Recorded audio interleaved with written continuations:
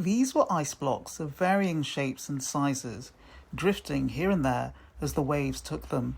The smallest looked like swimming swans, and some were like crouching camels rocking gently from side to side. Some were white, others green or blue. A brilliant sun, cold as steel, glittered on them and transformed the sea into a fairy tale world, a vast ice blue expanse strewn with great chunks of crystal. We were a handful of human beings far from land, imprisoned in a ship that plunged and reared and was dwarfed by mountainous waves. The thought of sinking nagged at us all, though no one mentioned it. None of my previous voyages had reduced me to such dark despair.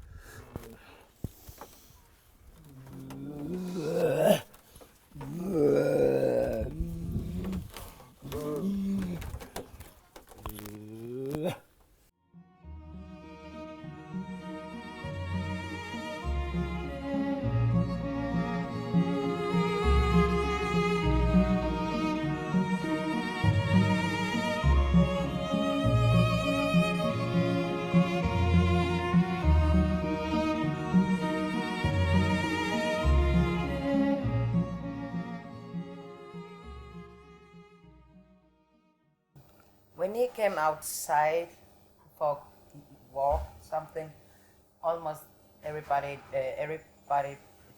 children in Manita follows him because it was the first time they met the black person.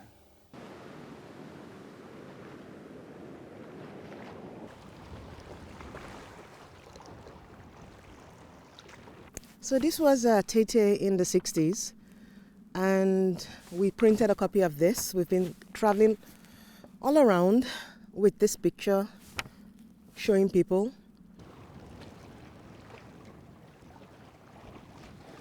We know why Tété-Michel came here. We wanted to know why he stayed.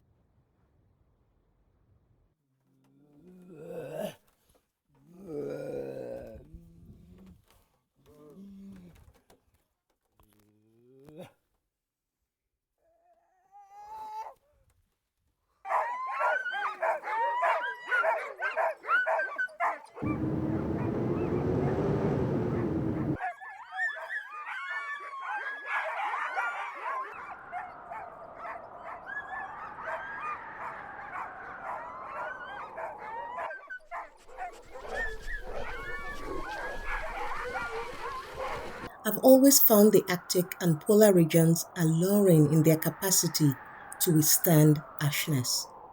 Not just brutal weather changes, but also the ability to recover quickly, only to experience it all over again next winter.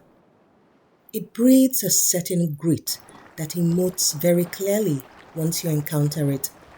You only have to be willing to quiet down and listen for it.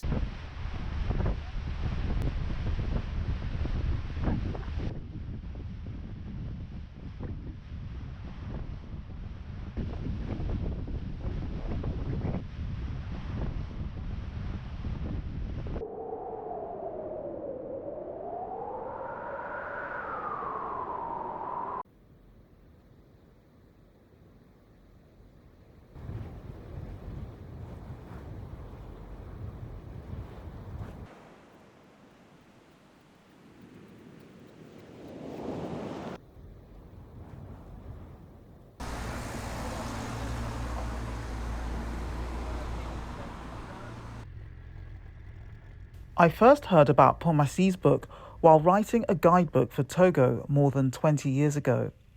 It seemed so incongruous that someone from tiny Togo had visited this place that was a world away from West Africa's humid lagoons. I couldn't believe that this African man had made it to the Arctic a decade before I was even born, and that he travelled for the same reasons as I do, out of a love of exploration.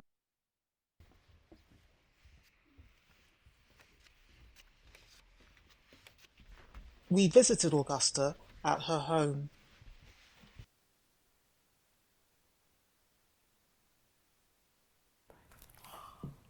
It was like amazing to see a black man, and she remembers that she was in the fence in the kindergarten, and there were lots of kids that was watching him go down there. Yeah.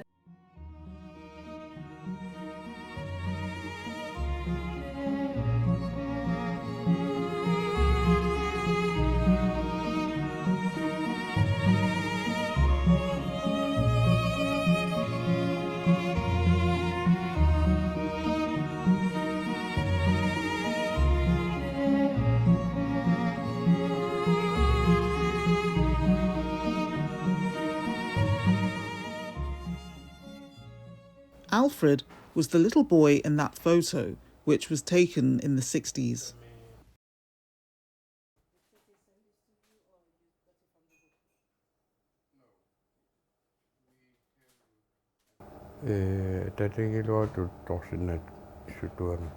Yeah, his father, he was the only one who could speak English in Manitoba. in Manitoba because he worked at the telegraph.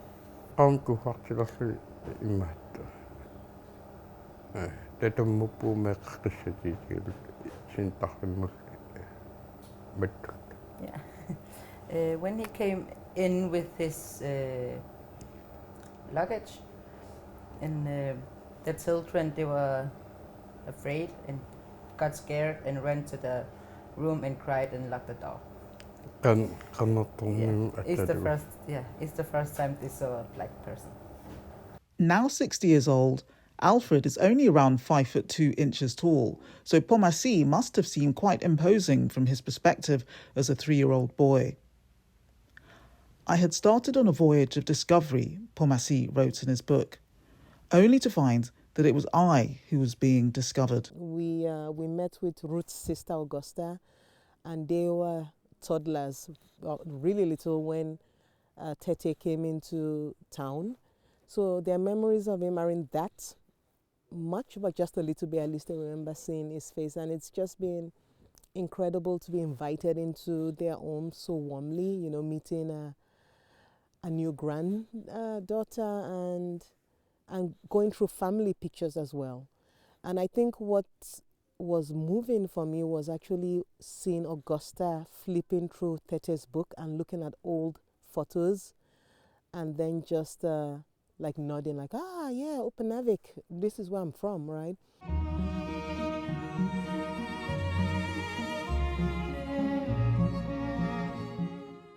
Augusta's older cousin Louise Janssen tells us that in Upernavik, Tété lived with Rasmus Matak and his family. He had a relationship with Rasmus's daughter, whose name is Bolette. They called them the Raven and the Seagull.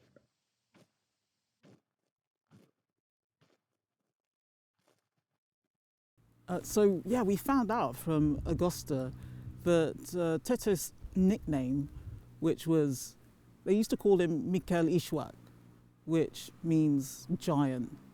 And I always thought that they were referring to his height because he was nearly 6 foot tall and he towered over everyone. But actually it turns out that Ishwak in the Greenlandic language means giant, but giant in the sense that he was someone special, that he had something to offer. And I love that. That's really heartwarming, and it just shows you the affection that people had for him here, even though most people who did witness him coming here have now passed on. But the people of Sisimiut are really warm and friendly and have a very nonchalant attitude towards foreigners. You don't get stared at. And I remember, Tété writing in his book about how welcoming they were to him, and he really wasn't objectified in the way that I expected an African coming to Greenland in the 1960s.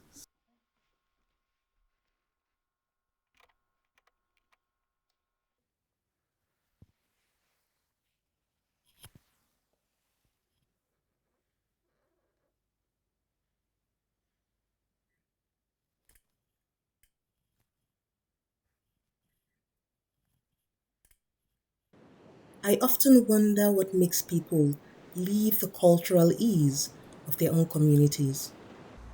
I wonder if they fully listen to the lyrics of the place they've decided to settle in.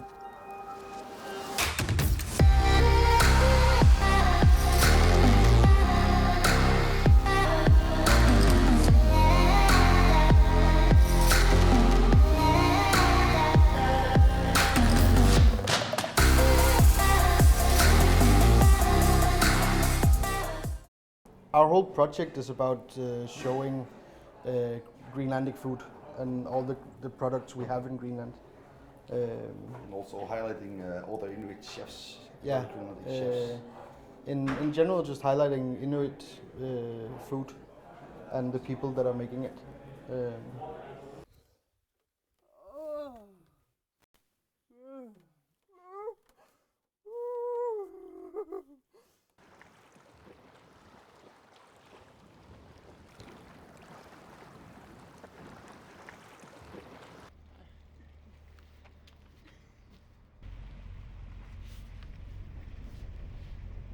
We went out for a boat trip to see the glaciers, and they were absolutely stunning. They shine like metal. You don't really realize that from a distance, but when you're up close, they're absolutely beautiful. But obviously the glacier where they come from is much smaller than when Tété was here. And a lot of the descriptions that he makes about the ice, you can see that a lot of time has passed, and it's quite different now. And in Elise, that's very different too. I think reading Tété's book, you're very caught up in Greenlandic culture, and he obviously focuses so much on that you kind of forget how Danish it is now, and perhaps it's more Danish now than it was when he was last here.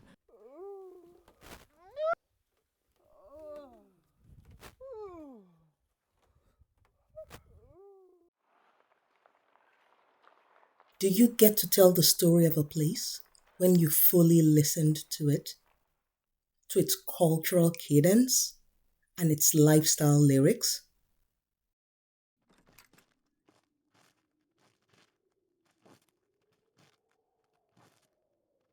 But he does look like Eddie Murphy, okay? Eddie Murphy's very handsome.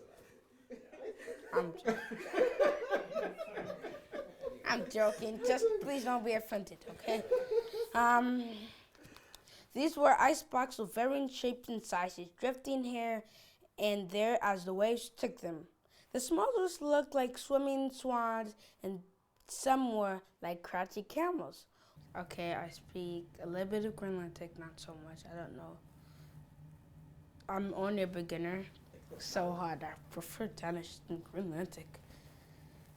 Everything almost ends with a Q. We had lunch with a family in Sissimute. Anders Frank is Danish and married to Marit Woods, a Liberian American. They have an 8-year-old son called Malik.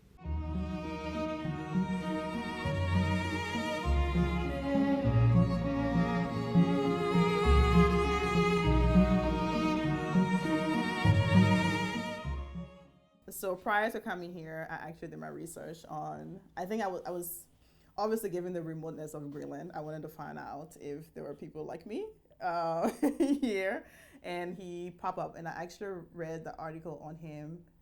Either it was a blog, but I know it was somewhere in London that did something on him, and then I got fascinated and went a little deeper, and we had a conversation about him.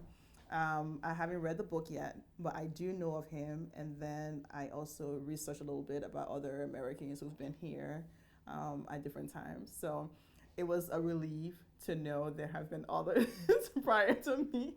And people were quite familiar with people of color here. So, and it was actually interesting because at that time too, we had the whole BLM movement and what have you.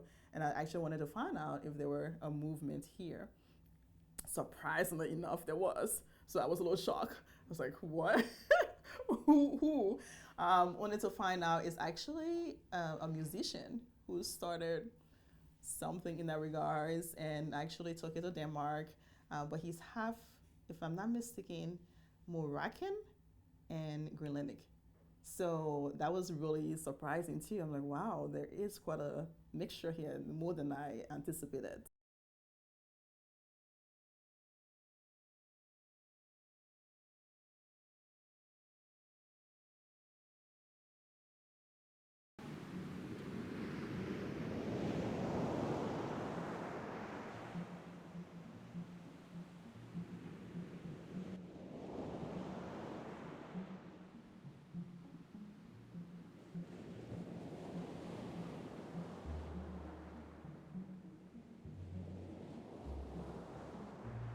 It's like listening to a ballad, slowing down, playing that track on repeat, absorbing every sound, memorizing each word until it becomes your favorite song.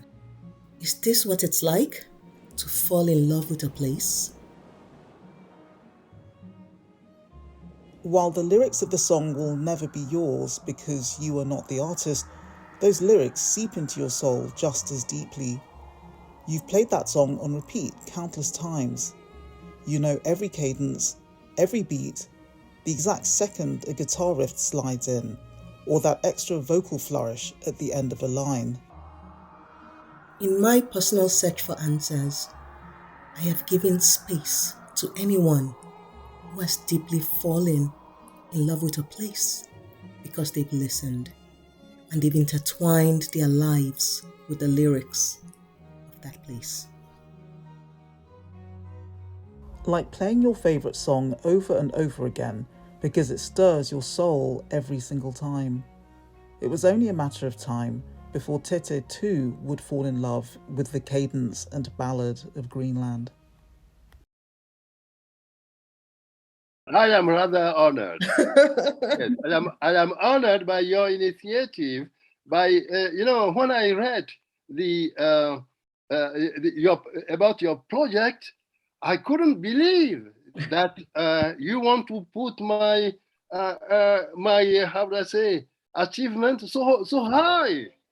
Yeah, that is a great idea. Yeah. I was really honored. Yeah.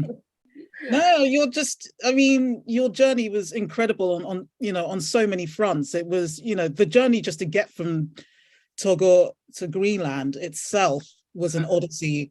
And, for you as a Black man, and when you got there, the anthropological detail that you put into that book was just phenomenal. This isn't. Thank you.